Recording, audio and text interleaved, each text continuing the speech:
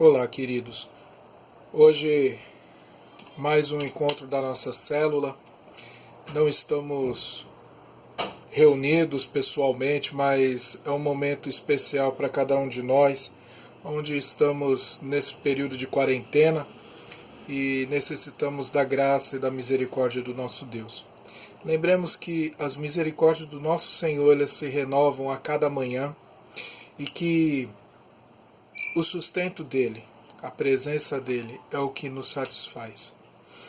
E hoje nós vamos ter a observação do capítulo 39 de Gênesis, onde vai mostrar uma parte da vida de José, onde deixa bem claro que Deus estava com ele. A gente ultimamente tem visto pessoas usarem o nome de Deus em vão, de uma forma a falarem aquilo que Deus não falou. Mas quando nós temos o entendimento daquilo que Ele está por fazer em nossas vidas, dos planos dele, mesmo não sabendo o que é, mas nós sabemos que Ele está dirigindo e é soberano sobre nossas vidas, nós podemos descansar. Independente daquilo que venhamos a passar, nós sabemos que a vontade do nosso Deus é boa, perfeita e agradável. Eu peço agora que você abra a sua Bíblia em Gênesis 39.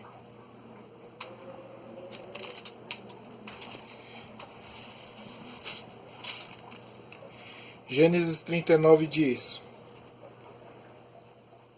Quando José foi levado para o Egito pelos negociantes ismaelitas, eles o venderam a Potifar, um oficial egípcio. Potifar era capitão da guarda do faraó,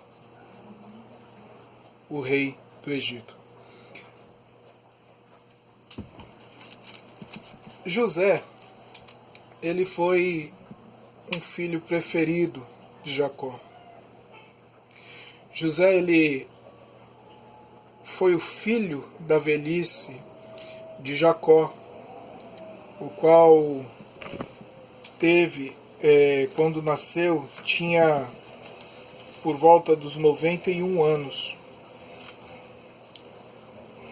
Jacó, ele tinha José como seu primogênito. O amor que ele tinha por esse filho era muito grande. Justamente porque era filho da mulher a qual ele amava.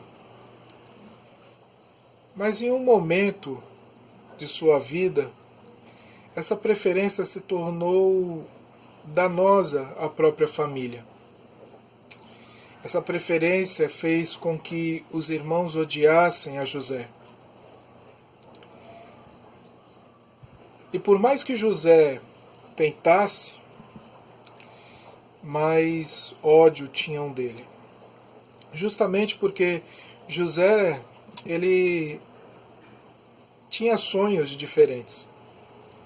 Tinha sonhos dos quais não vinham dele. Eram sonhos que, quando nós pegamos o relato da vida dele, nós entendemos que esses sonhos eram profecias dadas pelo próprio Deus. E assim, José continua a nutrir o ódio dos seus irmãos por si. Também dentro dessa preferência, ele trabalhava com alguns irmãos dele. Ele trabalhava com Dan, Naphtali, Gad e Aser. Nessa época ele tinha por volta dos 17 anos. Ele era como um secretário do pai dele. Ele ia para os campos, trabalhava, mas ao final dos tempos desses trabalhos, de guiar os rebanhos de Jacó, José vinha e dava relatório daquilo que os irmãos tinham feito de bom e de errado. Isso gerava mais indisposição entre eles. Até que um dia eles iriam levar os rebanhos para Siquém. E a cidade de Siquém, ela tem uma história muito triste, que os atores principais dessa história triste são os filhos de Jacó, por conta de um crime que o príncipe da cidade fez contra sua filha Diná, a filha de Jacó. Então Jacó ele pede para que José vá até essa cidade e veja como que os irmãos dele estão lidando com os rebanhos naquele lugar. José, ele chega e não encontra, e é relatado para ele que eles estão em outro lugar. Eles passaram pela cidade, eles passaram pelos pastos, mas eles foram para um outro lugar, um pouco mais distante. Não sei, talvez por melhores pastos, ou para algum comércio, ou também para fazer alguma coisa errada. A Bíblia não deixa claro isso, mas a disposição dos irmãos de José era tão aflorada a sua pele, que quando eles veem José chegando, eles começam a falar entre si: olha lá o sonhador. E corre um plano na cabeça deles. Vão matar ele. Vão matar e levar a sua roupa para o pai. O pai vai achar que foi um animal que o despedaçou. Está andando sozinho. Está andando por esse pasto louco aí. Esse pasto longo. No meio do deserto. Quem sabe foi um animal selvagem que o matou.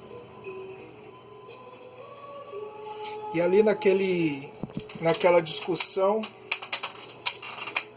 o filho mais velho de Jacó dá a ideia de jogar ele num poço seco, com a ideia de que voltaria ali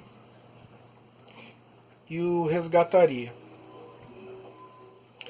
Porém, enquanto ele estava naquele poço, o irmão mais velho sai da presença deles. Nessa ausência passa uma caravana de mercadores que compram José como escravo e o levam para o Egito. Tudo aquilo que José aprendeu em Canaã iria ser desperdiçado para ele ser um escravo, um lavador de chão, um carregador de pedras. O que seria da vida daquele menino de 17 anos e agora sendo escravo? Que era rico e de uma hora para outra perde tudo. Se torna um miserável escravo. Ao chegar no Egito, ele é vendido para o capitão da guarda chamado Potifar. E ali Potifar, ele leva esse escravo para sua casa e começa a perceber que o trabalho desse escravo é diferente. E começa a colocar responsabilidade sobre esse escravo, até que ele venha a se tornar o mordomo de toda a casa de Potifar, de toda a propriedade, a riqueza de Potifar. Nesse período, José ele começa a pôr em prática tudo aquilo que ele aprendeu em Canaã. Começa a administrar os bens de Potifar, assim como ele aprendeu com os bens do seu pai Jacó. Mas tem uma frase interessante em todo o relato que vai ser repetida algumas vezes na vida de José. O verso 2 diz assim: o Senhor estava com José, por isso ele era bem-sucedido em tudo. Esse ser bem-sucedido, porque Deus está diante dele, está junto dele, está com ele, é o diferencial de José. Mas, apesar de Deus estar com José, as dificuldades não deixaram de acontecer. Apesar de Deus estar com José, os problemas vinham sobre José. Apesar de Deus estar com José, as tentações vinham contra José.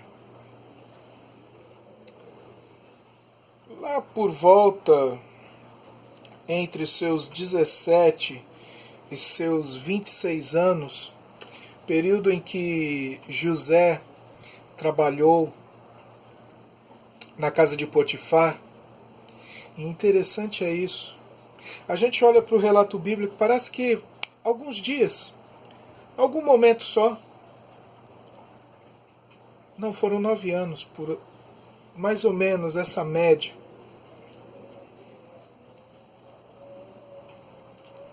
Ele começou a se... Ele já era bonito.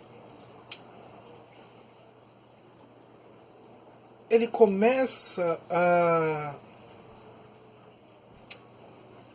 ter o desenvolvimento do seu corpo muito mais.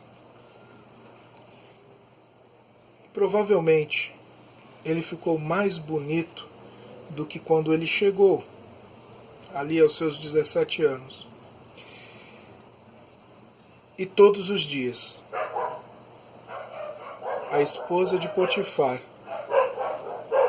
ela o tentava, dizendo: venha, se deite comigo. Ela não tinha temor nenhum do marido dela. Mas José, ele tinha um temor tão grande, que José diz: como eu poderia fazer tamanha maldade contra o meu Senhor? Ele me deu tudo nas mãos dele, das mãos dele em minhas mãos. Ele deu tudo que ele tinha para que eu administrasse. Eu tenho que dar contas a ele. Eu vivo bem. Eu administro recursos que ninguém mais pode. O meu senhor Potifar, ele não sabe nem mais o que ele tem, porque o que eu administro está sendo cada vez mais ampliado, crescendo, dando lucro. José, ele tinha uma riqueza grandiosa nas mãos dele. Mas a única coisa que ele não tinha era a autoridade sobre a vida da esposa de Potifar. E ele entendia muito bem isso, que o que ela estava querendo fazer era uma grande maldade contra o seu senhor Potifar. Então, em uma ocasião, aos seus 26 anos, ela o agarra. Ela pega ele pela sua capa. Ela o força a entrar no quarto, mas ele consegue se desvencilhar dela e escapa. E deixa nas mãos dela o seu manto, a sua capa. Ela cria uma situação em que leva todos a crerem que o escravo hebreu, José, havia tentado estuprá-la. Será que o capitão da guarda real iria tolerar uma coisa dessa? Jamais. Ele pega e leva esse escravo para o cárcere. Talvez José tenha apanhado muito. Talvez José tenha sido surrado antes de ir para a prisão. Mas chegando na prisão, mesmo sendo inocente, mesmo sendo íntegro, pensando em seu coração como eu poderia pecar contra o meu Deus.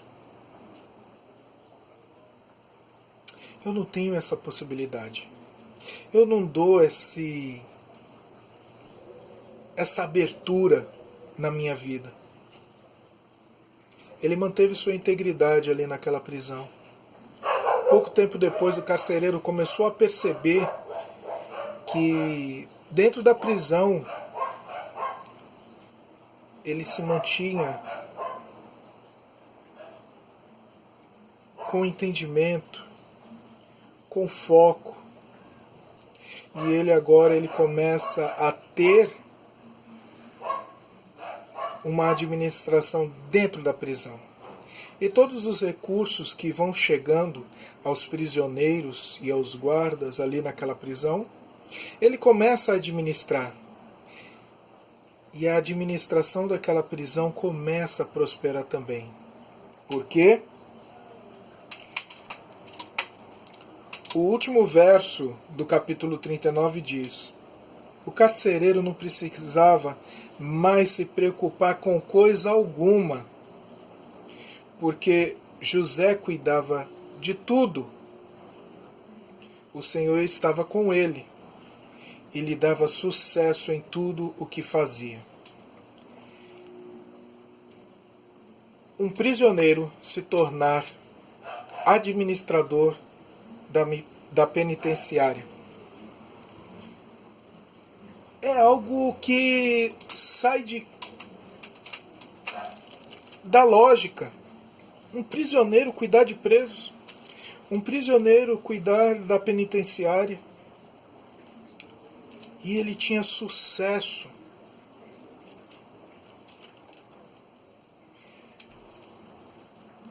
Ele não abaixou a cabeça. Ele não abaixou a sua guarda. Ele não deixou de abençoar porque foi injustiçado. A história ela vai correr por isso tudo. Foi injustiçado, acusado de um crime que ele não cometeu. E agora ele está preso, mas ele continua administrando, ele continua fazendo aquilo que ele sabe fazer. Porque ele sabia que de alguma forma aquilo ali iria glorificar a Deus. Quem sabe? Mas tanto ele como as pessoas que estavam à volta dele entendiam que o Senhor estava com ele. Até que um dia ele interpretou o sonho de 2 prisioneiros que eram altos funcionários do faraó. E os seus sonhos se realizaram, conforme a interpretação que José deu aos sonhos. Então, aos 30 anos, ele é chamado à corte do faraó.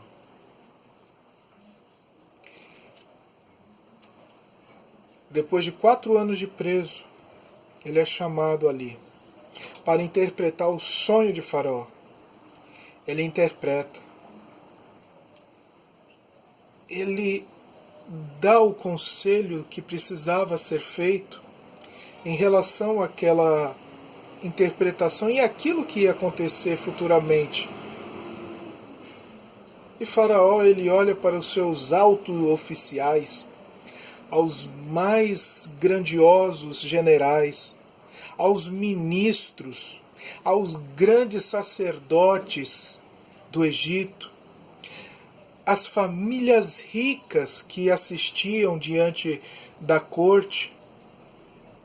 E o próprio Faraó diz: quem mais eu posso colocar no lugar para estar administrando tudo isso que o sonho revelou, a não ser José, no qual todos nós podemos ver o Espírito de Deus?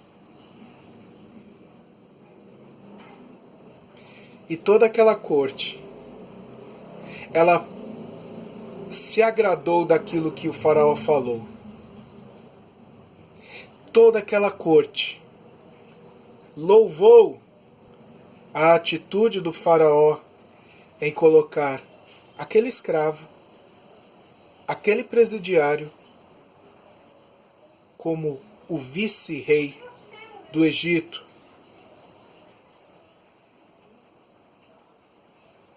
Deus, ele tinha um plano.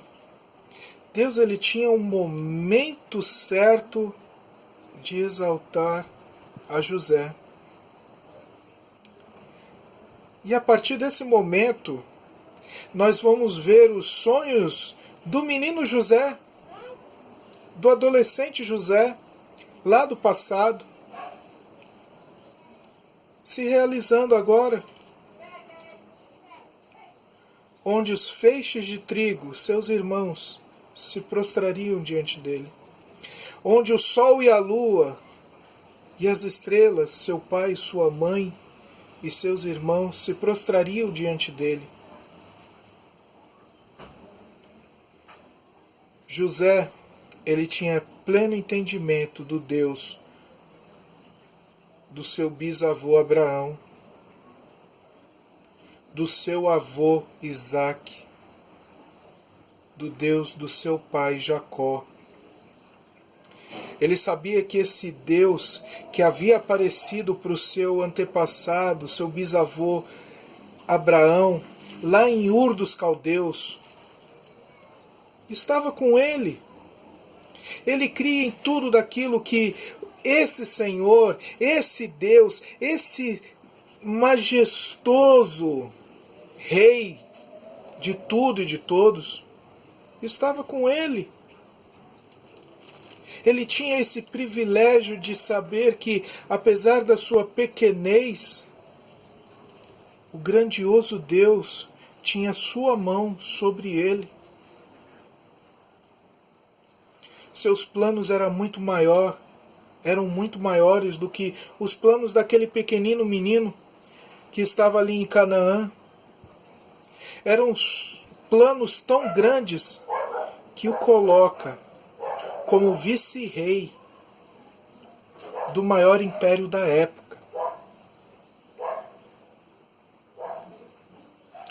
Deus, ele cumpre sempre os seus planos, independente do nosso sofrimento.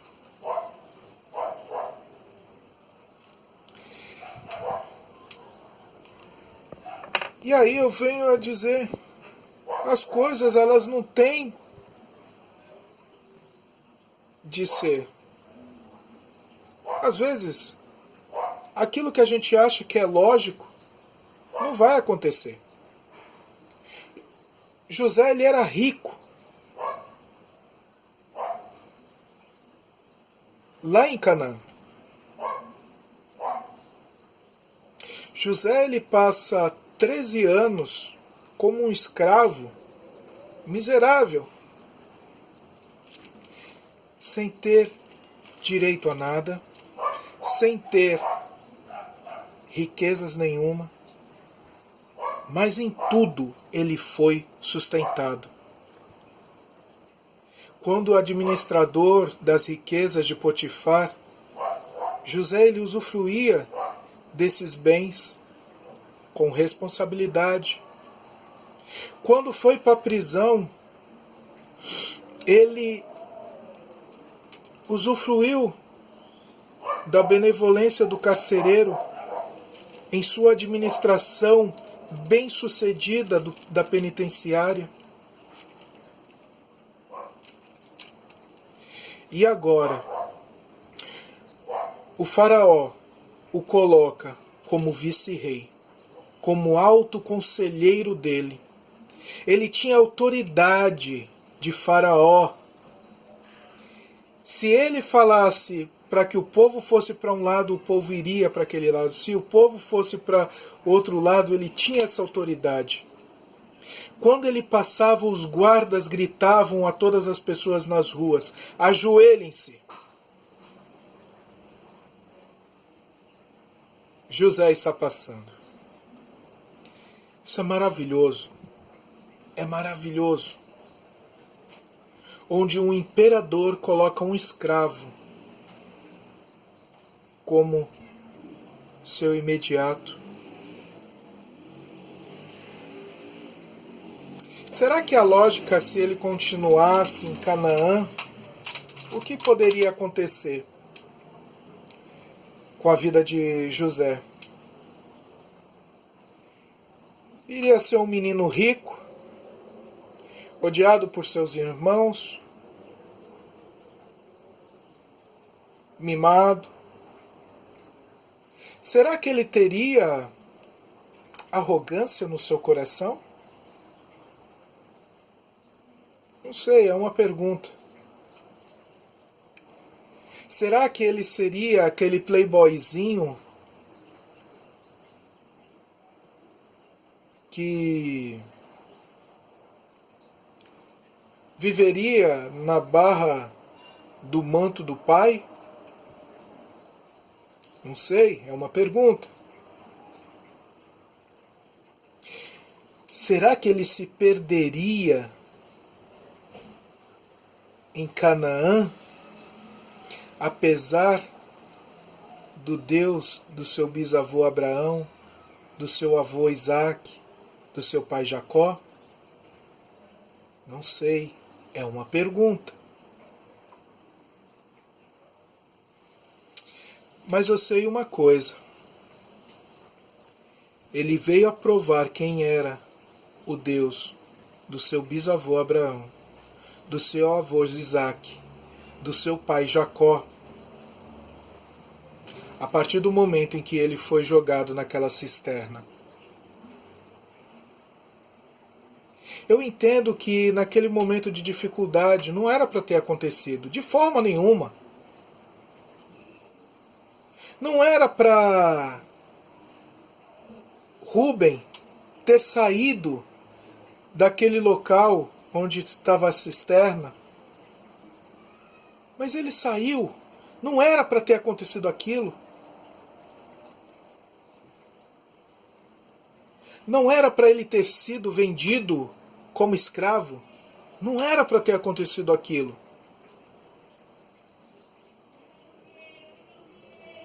Mas aconteceu. E por que aconteceu?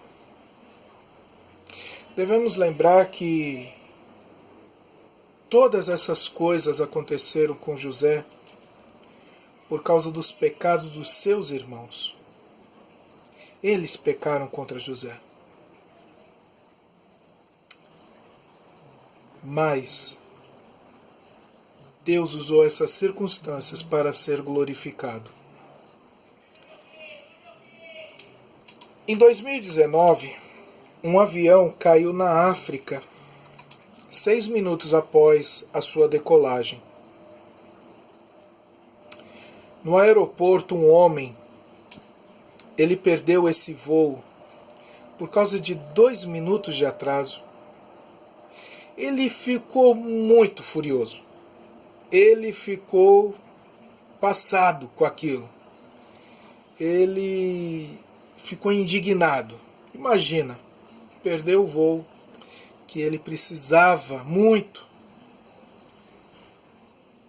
Mas 4 minutos depois que ele chegou atrasado, veio a notícia que aquele avião havia caído.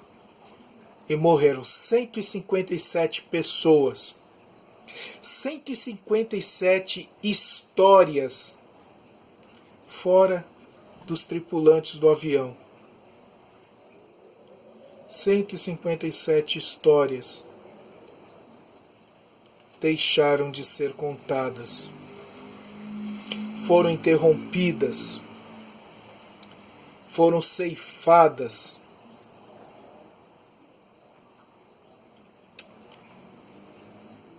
Mas esse homem que se atrasou por 2 minutos, ele percebeu que o que ocorreu com ele foi um grande livramento.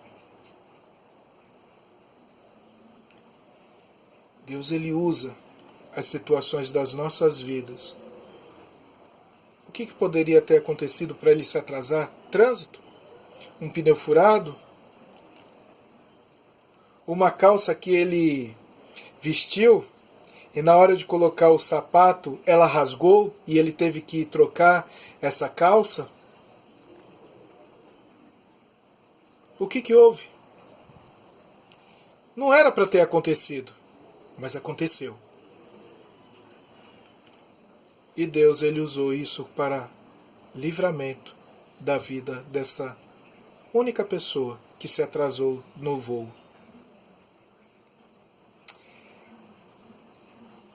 Toda essa história de José, ela é fantástica, é maravilhosa, porque olha a maturidade desse homem.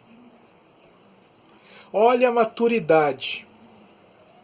Ele era o vice-rei